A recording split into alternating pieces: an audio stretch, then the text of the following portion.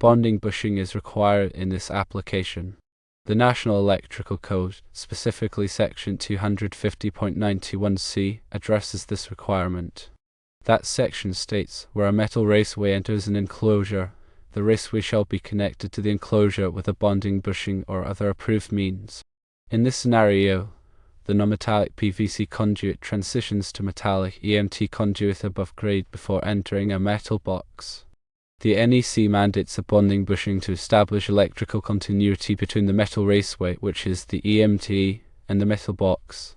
This measure is crucial to prevent the buildup of static electricity or voltage potential differences which could pose a safety hazard. The bonding bushing should be installed at the point where the metal conduit enters the box, typically where the reducer fitting is located. Several additional considerations are worth noting. Firstly, ensure that the bonding bushing is appropriately sized for both the conduit and the box. Secondly, verify that the bonding bushing is compatible with the materials of both the metal raceway and the box. Thirdly, always adhere to the manufacturer's instructions during the installation process. When sizing a bonding bushing, several factors must be taken into account to ensure proper functionality and safety. Firstly, consider the size of the conduit. The bonding bushing must be appropriately sized to fit the specific diameter of the EMT conduit being used. Using a bushing that is too small or too large can compromise the integrity of the connection and reduce its effectiveness. Secondly, consider the size of the enclosure knockout. The knockout size in the metal box must also be compatible with the bonding bushing. Ensure that the bushing fits securely and snugly into the knockout without any gaps or excessive play. Thirdly, consider the ampacity requirements of the system. The bonding bushing must be capable of handling the maximum fault current that the system is likely to experience. Refer to relevant electrical codes and standards to determine the appropriate ampacity rating for the bushing based on the size and type of conductors being used. Fourthly, consider the material compatibility. Ensure that the bonding bushing is made of a material that is compatible with both the EMT conduit and the metal box. Dissimilar metals can lead to corrosion and degradation of the connection over time, so choose a bushing made of a compatible material to prevent such issues. Fifthly, consider the environmental conditions. If the installation is located in a harsh or corrosive environment, select a bonding bushing that is specifically designed to withstand those conditions. Look for bushings made of corrosion-resistant materials or with special coatings that provide added protection against environmental factors. Sixthly, consider the listing and certification. Choose a bonding bushing that is listed and certified by a recognized testing laboratory such as Underwriters Laboratories or Canadian Standards Association. This ensures that the bushing has been tested and meets the required safety standards. Seventhly, consider the ease of installation. Opt for a bonding bushing that is easy to install and requires minimal tools or expertise. This can save time and effort during the installation process and reduce the likelihood of errors. Eighthly, consider the cost. While cost should not be the primary factor in selecting a bonding bushing, it is important to consider the overall cost effectiveness of the solution. Compare the prices of different bushings and choose one that offers the best value for the money without compromising on quality or performance. Ninthly, consider the manufacturer's recommendations. Always follow the manufacturer's recommendations for sizing and installing the bonding bushing. The manufacturer's instructions provide valuable guidance on how to properly select and install the bushing for optimal performance and safety. Tenthly, consider the local electrical codes. Consult the local electrical codes and regulations to ensure that the selected bonding bushing meets all applicable requirements. Local codes may have specific provisions for grounding and bonding that must be followed. When installing a bonding bushing, several best practices should be followed to ensure a reliable and effective connection. Firstly, prepare the surfaces. Before installing the bonding bushing, ensure that the surfaces of both the EMT conduit and the metal box are clean and free from any dirt, grease, or corrosion. Use a wire brush or sandpaper to remove any surface contaminants and create a clean, smooth surface for the bushing to make contact. Secondly, apply anti-seize compound. Apply a thin layer of anti-seize compound to the threads of the bonding bushing before installing it. This will help to prevent corrosion and ensure that the bushing can be easily removed in the future if necessary. Thirdly, tighten securely. Tighten the bonding bushing securely using a wrench or pliers. Ensure that the bushing is snug and properly seated against the surfaces of both the EMT conduit and the metal box. Avoid over-tightening, as this can damage the bushing or the surrounding materials. Fourthly, inspect the connection. After installing the bonding bushing, carefully inspect the connection to ensure that it is secure and properly aligned.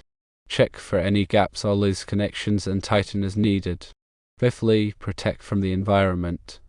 If the installation is located in a harsh or corrosive environment, protect the bonding bushing from the elements by applying a sealant or coating to the connection. This will help to prevent corrosion and extend the life of the bushing. Sixthly, document the installation. Keep a record of the installation, including the date, location, and type of bonding bushing used. This information can be helpful for future maintenance and troubleshooting. Seventhly, test the connection. Use a multimeter to test the continuity of the bonding connection. Ensure that there is a low resistance path between the EMT conduit and the metal box. Eighthly, follow manufacturer's instructions. Always follow the manufacturer's instructions for installing and maintaining the bonding bushing.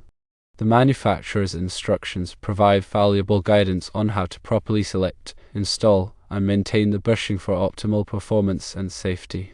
Ninthly, comply with electrical codes. Ensure that the installation complies with all applicable electrical codes and regulations. Local codes may have specific requirements for grounding and bonding that must be followed. Tenthly, consider future maintenance. When installing the bonding bushing, consider the ease of future maintenance and inspection. Choose a location that is easily accessible and allows for regular inspection and maintenance of the connection. Understanding the different types of bonding bushings available is essential for selecting the right one for a specific application. Firstly, grounding bushings are designed to provide a direct connection between a metal conduit or enclosure and the grounding system. They typically feature a screw or lug that allows for the attachment of a grounding conductor. Secondly, insulated grounding bushings are similar to grounding bushings but include an insulating liner to protect the conductors from abrasion and prevent shorts to the metal enclosure. Thirdly, reducing bushings are used to connect conduits of different sizes. They typically feature a threaded opening on one side to accommodate the larger conduit and a smaller opening on the other side for the smaller conduit. Fourthly, nylon insulated bushings are made of nylon and provide insulation and protection for conductors passing through metal enclosures.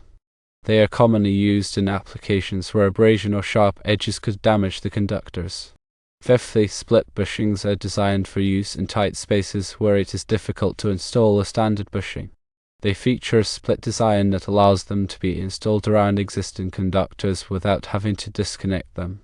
Sixthly, grounding wedges are used to provide a grounding connection between a metal conduit and a metal enclosure. They are typically installed by driving them into the space between the conduit and the enclosure. Seventhly, lay-in lug grounding bushings are designed for use with lay-in lugs, which allow for the easy connection of grounding conductors. They feature a special design that accommodates the lay-in lug and provides a secure grounding connection. Eighthly, set screw grounding bushings are used to provide a grounding connection between a metal conduit and a metal enclosure. They feature a set screw that is tightened to secure the bushing to the conduit. Ninthly, threaded grounding bushings are designed for use with threaded conduits. They feature a threaded body that screws into the conduit and provides a secure grounding connection. Tenthly, snap and grounding bushings are designed for easy installation in metal enclosures. They feature a snap-in design that allows them to be quickly and easily installed without the need for tools. Furthermore, materials used in bonding bushings play a significant role in their performance and longevity. Common materials include steel, aluminum, and plastic. Steel bushings are known for their strength and durability, making them suitable for heavy-duty applications. Aluminum bushings offer good conductivity and corrosion resistance, making them ideal for use in harsh environments.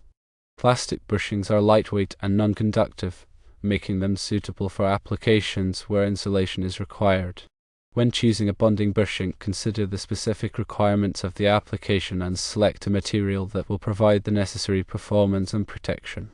Proper torque is crucial for ensuring a secure and reliable connection when installing a bonding bushing. Under-tightening can result in a loose connection, which can lead to electrical arcing and overheating. Over-tightening can damage the bushing or the surrounding materials, which can also compromise the integrity of the connection. Refer to the manufacturer's instructions for the recommended torque specifications and use a calibrated torque wrench to ensure that the bushing is tightened to the correct level. Regular inspection and maintenance are essential for ensuring the continued performance and reliability of bonding bushings. Inspect the bushings regularly for signs of corrosion, damage, or loose connections. Tighten any loose connections and replace any damaged bushings immediately. Keep the bushings clean and free from dirt, grease, and other contaminants. Following a regular inspection and maintenance schedule can help to prevent electrical problems and ensure the safety of the electrical system. Bonding bushings play a vital role in electrical safety. By providing a low impedance path for fault current to flow back to the source, bonding bushings help to protect people and equipment from electrical shock and fire hazards.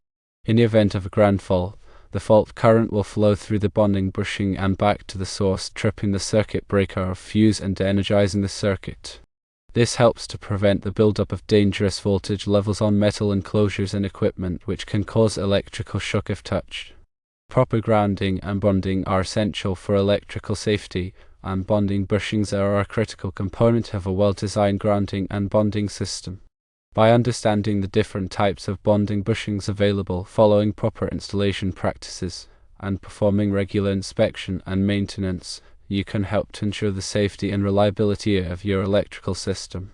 In summary, remember that using a bonding bushing is a critical safety measure. Firstly, ensure proper sizing for the conduit and box. Secondly, make sure the bushing is compatible with the metal raceway and box materials. Thirdly, install according to the manufacturer's directions for a safe and effective installation. Ignoring these steps can create unsafe conditions.